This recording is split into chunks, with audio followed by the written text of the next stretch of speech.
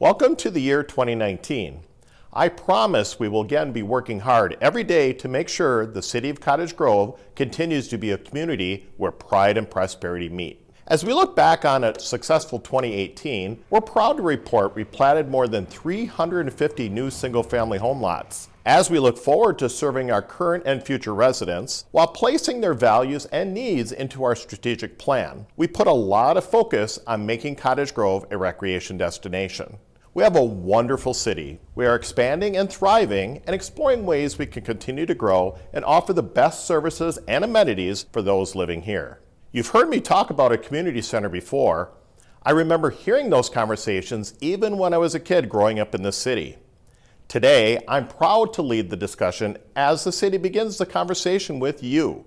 Make no mistake, this will be your community center if you, the voters, want us to build it. I'm making a promise to you that the City of Cottage Grove will have open and frank discussions about the possibilities. We will communicate where we're at throughout the upcoming stages of our feasibility study, which will be conducted with Leo A. Daly, a planning, architecture, and engineering firm, helping us craft a better community center vision with your input. So where are we right now?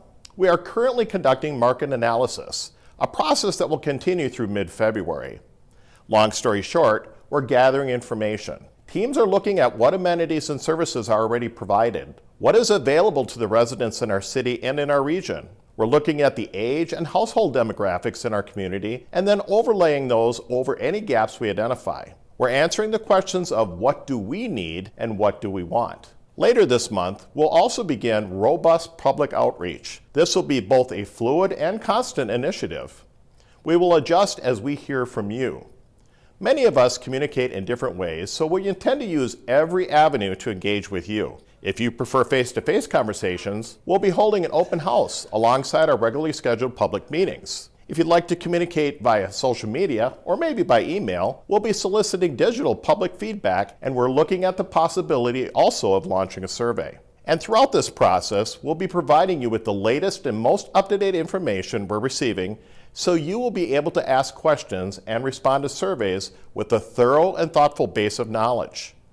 Our most intense schedule of public outreach will run from January until the end of June. Leo A. Daly will be publicly updating the council several times over this period as well. Looking a bit further ahead, in February we'll begin looking at possible programming and rough order of the magnitude of capital costs. In March, we'll start to explore site possibilities and refine some capital costs. April brings us some operational analysis work, and by May, financial analysis will be in full swing, which brings me to this PSA. We use a lot of acronyms in government. In this case, PSA stands for Partnerships, Stakeholders, and Advocate Engagement. To simplify it, we're already talking to partners who may help fund this project and others who could potentially help us operate a facility if the voters decide to move forward. Examples might be the YMCA or a variety of other community athletic groups. The discussions are occurring as we speak, and we'll keep you updated on how they're going from here on out. Partnership, stakeholder, and advocate engagement will remain active and ongoing through June. I'd also be remiss if I didn't publicly thank the Community Center Task Force. 23 volunteers put in a lot of time and hard work as we studied data from other community centers, toured facilities, and looked at potential site options and capital and fiscal implications. Thank you for tremendous engagement and energy over the course of 8 great meetings in 2018. We are putting in work, time, and effort to find out what you might want, determine what the community needs, and discover what could be possible. I can assure you we are not putting the cart before the horse. We are starting the process of exploring possibilities with you in the driver's seat. I've been on record saying I want this process done right, and I will make every effort possible to ensure that it is. I look forward to updating you on our feasibility project and hearing your thoughts in the coming days, weeks, and months.